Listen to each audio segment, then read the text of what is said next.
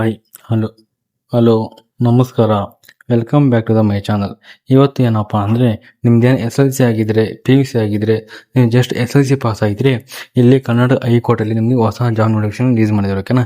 ಹಾಗಾಗಿ ಅದ್ರ ಬಗ್ಗೆ ವಿಡಿಯೋದಲ್ಲಿ ಕಂಪ್ಲೀಟಾಗಿ ಸ್ಟೆಪ್ ಬೈ ಸ್ಟೆಪ್ ನೋಡ್ತಾ ಹೋಗೋಣ. ಓಕೆ? ಹಾಗೆ ಇನ್ನು ಯಾರು ನನ್ನ ಚಾನಲ್ ಸಬ್ಸ್ಕ್ರೈಬ್ ಮಾಡಿಲ್ಲ ಈ ವಿಡಿಯೋ ಸಬ್ಸ್ಕ್ರೈಬ್ ಮಾಡಿ, ಲೈಕ್ ಮಾಡಿ, ಕಮೆಂಟ್ ಮಾಡಿ, ಹಾಗೆ ಶೇರ್ ಮಾಡ್ತಾ ಹೋಗಿ. ಓಕೆ? ಈಗ ಮೊದಲನೇ ಬಂದ್ಬಿಟ್ಟು ಏನಪ್ಪ ಅಂದರೆ ಯಾವ ನೋಟಿಫಿಕೇಶನ್ ರಿಲೀಸ್ ಮಾಡಿದಾರಪ್ಪ ಅಂದರೆ ಕರ್ನಾಟಕ ಹೈಕೋರ್ಟ್ ನೇಮಕಾತಿ ಏನಪ್ಪ ಅಂದರೆ ನಿಮಗೆ 10th ಪಾಸ್ ಆದರೂ ಎಲಿಜಿಬಲ್ ಇದ್ದೀರಾ ಅಂತಂದು ಈಗ ಅಪ್ಲಿಕೇಶನ್ ಹಾಕಲು ಬಿಟ್ಟಿದ್ದಾರೆ. ಓಕೆನಾ? ಈಗ ಈ ವಿಡಿಯೋದಲ್ಲಿ ಅದ್ರ ಬಗ್ಗೆ ಸ್ಟೆಪ್ ಬೈ ಸ್ಟೆಪ್ ತಿಳ್ಕೊಂತ ಹೋಗೋಣ. ಮೊದಲನೇ ಬಂದ್ಬಿಟ್ಟು ಏನಪ್ಪ ಅಂದರೆ ಹುದ್ದೆಗಳ ವಿವರ ಬಂದ್ಬಿಟ್ಟು ಏನಪ್ಪ ಅಂದರೆ ಸಂಸ್ಥೆ ಹೆಸರು ಬಂದಿಟ್ಟಪ್ಪ ಅಂದರೆ ಕರ್ನಾಟಕ ಹೈಕೋರ್ಟ್ ಕಡೆಯಿಂದ ಇರೋ ಒಂದು ಸಂಸ್ಥೆ ಆಗಿರುತ್ತೆ. ಈ ಸಂಸ್ಥೆ ಕಡೆಯಿಂದ ನಮಗೆ ರಿಕಮೆಂಡ್ ಮಾಡಲಿಕ್ಕೆ ನೋಟಿಫಿಕೇಶನ್ ರಿಲೀಸ್ ಮಾಡ್ತಾರೆ. ಅದಾದಮೇಲೆ ಹುದ್ದೆಗಳು ಬಂದ್ಬಿಟ್ಟು ಏನಪ್ಪ ಅಂದರೆ P1 ವಾಚ್ಮನ್ ಮತ್ತು ಸ್ವೀಪರ್ ಏನಪ್ಪ ನಿಮಗೆ ಈಗ ಈಗ ಏನಪ್ಪ ಅಂದ್ರೆ ಹುದ್ದೆಗಳು ಕರೆದಿದ್ದಾರೆ. ನಿಮಗೆ P1ಗೆ ಅಟೆಂಡರ್ ಹುದ್ದೆಗೆ ನಿಮಗೆ ಕಾಲ್ಫಾರ್ಮ್ ಕರೆದಿದ್ದಾರೆ. ನಿಮಗೆ ಇಂಟ್ರೆಸ್ಟ್ ಇದ್ರೆ SLC ಪಾಸ್ ಆಗಿದೆ ಆರಾಮಾಗಿ ಜಾಬ್ ನೀವು ಅಪ್ಲೈ ಮಾಡ್ಬೋದು. ಓಕೆನಾ? ಅಪ್ಲೈ ಏನಪ್ಪ ಜಾಬ್ ಲೊಕೇಶನ್ ಬಂದ್ಬಿಟ್ಟು ಏನಪ್ಪ ಅಂದರೆ ನಮ್ಮ ಕನ್ನಡದಲ್ಲಿ ಇರುತ್ತೆ. ನೆಕ್ಸ್ಟ್ ಬಂದ್ಬಿಟ್ಟು ಏನಪ್ಪ ಅಂದರೆ ಹುದ್ದೆಗಳ ಸಂಖ್ಯೆ ಬಂದ್ಬಿಟ್ಟು ಎಷ್ಟಪ್ಪ ಅಂದರೆ 101 ಹುದ್ದೆಗಳು ಇಲ್ಲಿ ಖಾಲಿದೆ. ಓಕೆ? ಟೋಟಲ್ ಆಗಿ 100 ಹುದ್ದೆಗಳು ಇಲ್ಲಿ ಖಾಲಿದೆ ಅಂತ ಇಲ್ಲಿ ನಾವು ನೋಡ್ತಾ ಹೋಗ್ಬೋದು. ಹಾಗೆ ಹುದ್ದೆಗಳ ಸ್ಥಳ ಬಂದ್ಬಿಟ್ಟು ಏನಪ್ಪ ಅಂದರೆ ಇಲ್ಲಿ ನಮ್ಮ ಬೆಂಗಳೂರಲ್ಲಿ ಇರುತ್ತೆ. ಓಕೆನಾ? ಕರ್ನಾಟಕ ಒಳಗೆ ಏನಪ್ಪ ನಿಮಗೆ ಉದ್ಯೋಗ ಸ್ಥಳ ಆಗಿರುತ್ತೆ. ಓಕೆನಾ? ಇದು ಜಾಬ್ ಬಗ್ಗೆ ಆಗಿತ್ತು. ಅದಾದ್ಮೇಲೆ ಅರ್ಹತೆ ಏನಾಗಬೇಕಪ್ಪ ಈ ಜಾಬ್ ನಾವು ಅಪ್ಲಿಕೇಶನ್ ಹಾಕ್ಬೇಕಪ್ಪ ಅಂದ್ರೆ ನಮ್ದು ಎಜುಕೇಶನ್ ಕ್ವಾಲಿಫಿಕೇಶನ್ ಏನಾಗಿರ್ಬೇಕಪ್ಪ ಅಂದ್ರೆ ಮೊದಲನೇ ಬಂದ್ಬಿಟ್ಟು ಏನಪ್ಪ ನಿಮ್ದು ಅಭ್ಯರ್ಥಿಗಳು SLC ಪಾಸ್ ಆಗಿರ್ಬೇಕು. ನಿಮ್ದು ಜಸ್ಟ್ SLC ಪಾಸ್ ಆಗಿದ್ರೆ SLC ಪಾಸ್ ಮನೆಯಾಗಿದ್ರೆ ಕೂಡ ಏನಪ್ಪಾ ಅಂದ್ರೆ ಈ ಜಾಬ್ ನೀವು ಅಪ್ಲೈ ಮಾಡೋದು ಅಂತ ಇಲ್ಲಿ ನಾವು ನೋಡಿದಾಗ ಹೋಗಬಹುದು. ನೆಕ್ಸ್ಟ್ ಬಂದ್ಬಿಟ್ಟು ಏನಪ್ಪಾ ಅಂದ್ರೆ ಸಂಬಳ ಎಷ್ಟು ಕೊಡ್ತಾರಪ್ಪ ಈ ಜಾಬಿನ ಸೆಲೆಕ್ಷನ್ ಆದ್ರೆ ಎಷ್ಟು ಸಂಬಳ ಕೊಡ್ತಾರಪ್ಪ ತಿಂಗಳಿಗೆ ನೋಡೋದಾದ್ರೆ ತಿಂಗಳಿಗೆ ಬಂದ್ಬಿಟ್ಟು ಏನಪ್ಪಾ ಅಂದ್ರೆ 19,900 ರೂಪಾಯಿಂದ 69,100 ರೂಪಾಯಿ ಅಂದ್ರೆ ತಿಂಗಳಿಗೆ ಏನಪ್ಪಾ ಅಂದ್ರೆ ಬೇಸಿಕ್ ಸ್ಯಾಲರಿ ಬಂದ್ಬಿಟ್ಟು 20,000 ಇರುತ್ತೆ. ಹಾಗೆ ನಿಮ್ದು HR, DA, travel allowance, medical allowance ಎಲ್ಲ ಸೇರಿ ಏನಪ್ಪಾ ಅಂದ್ರೆ ಟೋಟಲ್ ನಿಮಗೆ 30,000 ಇಂದ 40,000 ರೂಪಾಯಿ ಸಂಬಳ ಬರುತ್ತೆ ಇಲ್ಲಿ ನಾವು ನೋಡ್ತಾ ಹೋಗ್ಬೋದು. ಹಾಗೆ ನೆಕ್ಸ್ಟ್ ಬಂದ್ಬಿಟ್ಟು ಏನಪ್ಪಾ ಅಂದ್ರೆ ಈಗ ಈ ಜಾಬಿನ ಅಪ್ಲಿಕೇಶನ್ ಆಗ್ಬೇಕಪ್ಪ ಅಂದ್ರೆ ನಿಮ್ 10th ಪಾಸ್ ಆದ್ರೆ 60 ವರ್ಷ ಆದ್ರೆ ಅಪ್ಲೈ ಮಾಡಬಹುದು ಅಂತ ಇಲ್ಲಿ ಏನಿರಲ್ಲ. ಇಲ್ಲಿ ಏಜ್ ಲಿಮಿಟ್ ಕೊಟ್ಟಿದ್ದಾರೆ. ಓಕೆನಾ? ನೀವೇನಾದ್ರೂ SLC ಪಾಸ್ ಆದ್ರೆ ಇಷ್ಟು ಏಜ್ ಲಿಮಿಟ್ ಇರ್ಬೇಕಂತ ಇಲ್ಲಿ ಕೊಟ್ಟಿದ್ದಾರೆ. ಓಕೆನಾ? ಅಷ್ಟು ಏಜ್ ಲಿಮಿಟ್ ಇದ್ರೆ ನೀವು ಈ ಜಾಬ್ಗೆ ಅಪ್ಲೈ ಮಾಡಕ್ ಆಗುತ್ತೆ. ಓಕೆ? ಈಗ ಏಜ್ ಲಿಮಿಟ್ ಎಷ್ಟಿದಪ್ಪ ಅಂದ್ರೆ ನಿಮಗೆ ಏನಪ್ಪಾ ಅಂದ್ರೆ 18 ಇಂದ 45 ವರ್ಷ ಒಳಗಿದ್ದರೂ ಕೂಡ ಈ ಜಾಬ್ಗೆ ನೀವು ಅಪ್ಲೈ ಮಾಡಬೇಕು. ನಿಮ್ದು ಜಸ್ಟ್ ಏನಪ್ಪಾ ಅಂದ್ರೆ 18 ವರ್ಷ ಆಗಿದ್ರೆ ಈ ಜಾಬ್ಗೆ ಎಲಿಜಿಬಲ್ ಇರ್ತೀರಾ. ಓಕೆನಾ? ಹಾಗೆ ಬಂದ್ಬಿಟ್ಟು ನಿಮಗೆ ಮ್ಯಾಕ್ಸಿಮಮ್ ಏಜ್ ಬಂದ್ಬಿಟ್ಟು ಎಷ್ಟಪ್ಪ ಅಂದ್ರೆ 45 ವರ್ಷ ನಿಮ್ದು ಮ್ಯಾಕ್ಸಿಮಮ್ ಏಜ್ ಆಗಿರ್ಬೇಕು. ಹಾಗಾಗಿ ನಿಮ್ಗೆ ಇಂಟ್ರೆಸ್ಟ್ ಇದೆ ಈ ಜಾಬ್ಗೆ ನೀವು ಆರಾಮಾಗಿ ಕೂಡ ನೀವು ಅಪ್ಲೈ ಮಾಡ್ತಾ ಹೋಗ್ಬೋದು. ಓಕೆ? ನೆಕ್ಸ್ಟ್ ಬಂದ್ಬಿಟ್ಟು ಏನಪ್ಪಾ ಅಂದ್ರೆ ಈಗ ಅರ್ಜಿ ಶುಲ್ಕ ಎಷ್ಟು ಇರುತ್ತಪ್ಪ ಈ ಜಾಬ್ಗೆ ನಾವು ಅಪ್ಲೈ ಮಾಡಕಪ್ಪ ಅಂದ್ರೆ ಎಷ್ಟು ನಾವು ಅಪ್ಲಿಕೇಶನ್ ಫೀಸ್ ಕಟ್ಟಬೇಕು ಅಂತ ಇಲ್ಲಿ ನಮಗೆ ಕೆಲವರಿಗೆ ತುಂಬಾ ಡೌಟ್ ಇರ್ತದೆ. ಹಾಗಾಗಿ ವಿಡಿಯೋದಲ್ಲಿ ಎಷ್ಟು ಅಪ್ಲಿಕೇಶನ್ ಫೀಸ್ ಇರುತ್ತೆ ಅಂತ ನಾವು ಈಗ ನಿಮಗೆ ಸ್ಟೆಪ್ ಬೈ ಸ್ಟೆಪ್ ತಿಳಿಸ್ಕೊಡ್ತಾ ಹೋಗ್ತೇನೆ. ಏನಪ್ಪಾ ಅಂದ್ರೆ ಅಪ್ಲಿಕೇಶನ್ ಫೀಸ್ ಬಂದ್ಬಿಟ್ಟು ಎಷ್ಟಪ್ಪ ಅಂದ್ರೆ ನೀವೇನಾದ್ರೂ OBC ಜನರಲ್ ಕ್ಯಾಟಗರಿ ಆಗಿದ್ರೆ ಏನಪ್ಪಾ ನಿಮಗೆ 200 ರೂಪಾಯಿ ಅಪ್ಲಿಕೇಶನ್ ಫೀಸ್ ಇರುತ್ತೆ. ನೀವೇನಾದ್ರೂ OBC ಇಲ್ಲ ಜನರಲ್ ಕ್ಯಾಟಗರಿ ಆಗಿದ್ರೆ ನಿಮ್ದು ಏನಪ್ಪಾ ಅಂದ್ರೆ 200 ರೂಪಾಯಿ ಅಪ್ಲಿಕೇಶನ್ ಫೀಸ್ ಆಗಿರುತ್ತೆ. ಹಾಗೆ ಬಂದ್ಬಿಟ್ಟು ಏನಪ್ಪಾ ಅಂದ್ರೆ ನೀವು SC/ST ಕ್ಯಾಟಗರಿ ಆಗಿದೆ ನೀವೇನಪ್ಪಾ ಅಂದ್ರೆ ನೀವು ಶೆಡ್ಯೂಲ್ ಟ್ರೈಬ್ ಕ್ಯಾಟಗರಿ ಆಗಿದ್ರೆ ಏನಪ್ಪಾ ಅಂದ್ರೆ ನಿಮಗೆ SC/ST ಕ್ಯಾಟಗರಿ ಆಗಿದ್ರೆ ನಿಮ್ದು ಅಪ್ಲಿಕೇಶನ್ ಫೀಸ್ ಬಂದ್ಬಿಟ್ಟು ಏನಪ್ಪಾ ಅಂದ್ರೆ 100 ರೂಪಾಯಿ ಆಗಿತ್ತು. ಏನಪ್ಪಾ ಅಂದ್ರೆ OBC ಕ್ಯಾಟಗರಿಗೆ ಜನರಲ್ ಕ್ಯಾಟಗರಿಗೆ 200 ರೂಪಾಯಿ ಆದ್ರೆ OBC SC/ST ಕ್ಯಾಟಗರಿ ಏನಪ್ಪಾ ನಿಮಗೆ ಬಂದ್ಬಿಟ್ಟು 100 ರೂಪಾಯಿ ಅಪ್ಲಿಕೇಶನ್ ಫೀಸ್ ಆಗಿರುತ್ತೆ.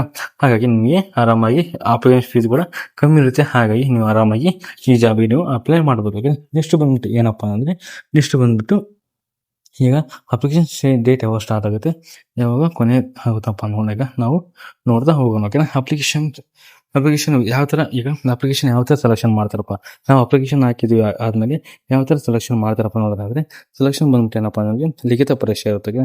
ನಿಮಗೇನಪ್ಪ ಅಂದರೆ ಇಲ್ಲಿ ಎಕ್ಸಾಮ್ ಕನೆಕ್ಟ್ ಮಾಡ್ತಾರೆ. ನಿಮ್ಗೆ ಎಕ್ಸಾಮ್ನ ಪಾಸ್ ಆದಮೇಲೆ ಏನಪ್ಪ ಅಂದರೆ ಲಿಖಿತ ಪರೀಕ್ಷೆ ಕನೆಕ್ಟ್ ಮಾಡ್ತಾರೆ. ಲಿಖಿತ ಪರೀಕ್ಷೆ ಪಾಸ್ ಆದಮೇಲೆ ಏನಪ್ಪ ಅಂದರೆ ನೆಕ್ಸ್ಟ್ ಬಂದ್ಬಿಟ್ಟು ಏನಪ್ಪ ನಮಗೆ ಇಲ್ಲಿ ಇಂಟರ್ವ್ಯೂ ಕನೆಕ್ಟ್ ಮಾಡ್ತಾರೆ. ಇಂಟರ್ವ್ಯೂ ಅಂದರೆ ಅಷ್ಟೇನು UPSC ಲೆವೆಲ್ ಏನು ಇಂಟರ್ವ್ಯೂ ಇರೋದು ಜಸ್ಟ್ ಏನಪ್ಪ ಅಂದ್ರೆ ಬೇಸಿಕ್ ಡೀಟೇಲ್ಸ್ನ ಇಲ್ಲಿ ಕೇಳ್ತಾರೆ. ಅದನ್ನ ನೀವು ಆನ್ಸರ್ ಮಾಡಿದ್ರೆ ಸಾಕು. ಓಕೆ? ಇದು ಒಂದು ಏನಪ್ಪ ಅಂದ್ರೆ ನಿಮ್ದು ಏನಪ್ಪಾ ಅಂದ್ರೆ ಇದು ಲಿಖಿತ ಪರೀಕ್ಷೆ ಮತ್ತು ಇಂಟರ್ವ್ಯೂ ಇಲ್ಲಿ ಈ ತರ ನಿಮಗೆ ಕಂಡಕ್ಟ್ ಮಾಡ್ತಾ ಹೋಗ್ತಾರೆ.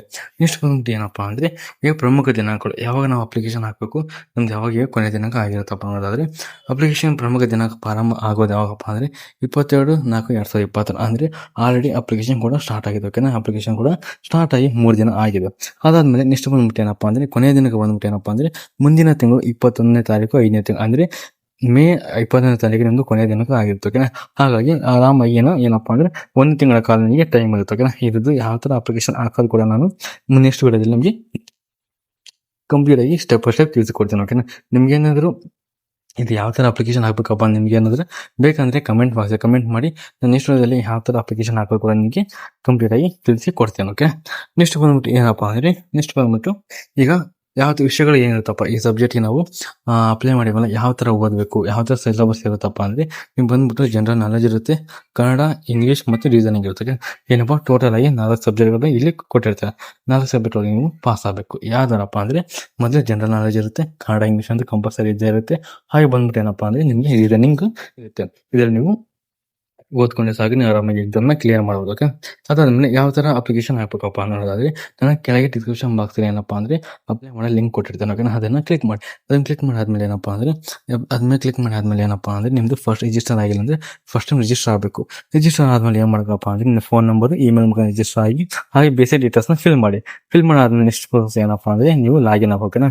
ನಿಮ್ಮ ನೆಕ್ಸ್ಟ್ ಬಂದು ನಿಮ್ಮ ರಿಜಿಸ್ಟರ್ ಆಗಿತ್ತು ಆ ರಿಜಿಸ್ಟರ್ ಆಗಿರೋ ನಂಬರಿಂದ ಲಾಗಿನ್ ಆಗಬೇಕು. ಲಾಗಿನ್ ಆದಮೇಲೆ ಏನು ಮಾಡಬೇಕಪ್ಪ ಅಂದರೆ ಲಾಗಿನ್ ಆದಮೇಲೆ ನಿಮ್ದೆಲ್ಲ ಡೀಟೇಲ್ಸ್, ನಿಮ್ದು SSLC ಮಾರ್ಕ್ಸ್ ಕಾರ್ಡ್ ಏನಿರುತ್ತೋ ಎಲ್ಲ ಡೀಟೇಲ್ಸ್ನ ಫಿಲ್ ಮಾಡ್ತಾ ಹೋಗ್ಬೇಕು. ಓಕೆನಾ, ಫಿಲ್ ಮಾಡಿ ಆದ್ಮೇಲೆ ಏನಪ್ಪ ಅಂದರೆ ನಿಮ್ಮದು ಅಪ್ಲಿಕೇಶನ್ ಫೀಸ್ ಇರುತ್ತೆ, ಅದನ್ನು ಫಿಲ್ ಮಾಡಿ. ಅದನ್ನು ಏನಪ್ಪ ಅಂದರೆ ಅಪ್ಲಿಕೇಶನ್ ಫೀಸ್ನ ಪೇ ಮಾಡಿದ ಮೇಲೆ ಏನಪ್ಪ ಅಂದರೆ ನಿಮ್ಮದು ಅಪ್ಲಿಕೇಶನ್ ಫಾರ್ಮ್ ಬರುತ್ತೆ. ಓಕೆನಾ, ಅದನ್ನು ನೀವು ಫ್ಯೂಚರ್ ರೆಫರೆನ್ಸ್ಗೆ ಡಾಕ್ಯುಮೆಂಟ್ ವೆರಿಫಿಕೇಶನ್ ನೀವು ತೆಗೆದು ಇಟ್ಕೋಬೇಕು. ಓಕೆನಾ, ಇದಿಷ್ಟು ಏನಪ್ಪ ಅಂದರೆ ಇದನ್ನ ಯಾವ ಥರ ಅಪ್ಲೈ ಮಾಡೋದು ಕೊನೆಯ ದಿನಕ್ಕೆ ಮತ್ತು ಲಾಸ್ಟ್ ಏನಪ್ಪ ಅಂದರೆ ಅಪ್ಲಿಕೇಶನ್ ಆಗೋ ದಿನ ಕೂಡ ಹೇಳಿದ್ರೆ ಕಂಪ್ಲೀಟ್ ಆಗಿ ನಿಮಗೆ ತಿಳಿಸಿ ಕೊಟ್ಟಿದ್ದೇನೆ. ಓಕೆನಾ, ಹಾಗೆ ನನ್ನ ಡಿಸ್ಕ್ರಿಪ್ಷನ್ ಬಾಕ್ಸಲ್ಲಿ ಏನಪ್ಪ ಅಂದರೆ ಅಪ್ಲೈ ಮಾಡೋ ಲಿಂಕು, ಅಫಿಷಿಯಲ್ ಲಿಂಕು, ಹಾಗೆ ಆ ವೆಬ್ಸೈಟ್ ಕೂಡ ಕೊಟ್ಟಿರ್ತೇನೆ. ನೀವು ಒನ್ ಟೈಮ್ ಚೆಕ್ಔಟ್ ಮಾಡಿಕೊಂಡು ನೀವು ಕಂಪ್ಲೀಟಾಗಿ ಒನ್ ಟೈಮ್ ಓದ್ಕೊಳ್ಬೇಕು. ಇದಿಷ್ಟು ಈ ವಿಡಿಯೋದಲ್ಲಿ ಆಗಿತ್ತು.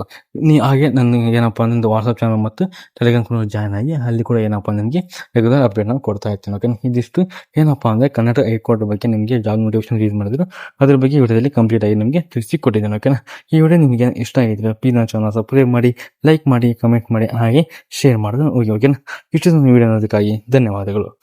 Thank you so much.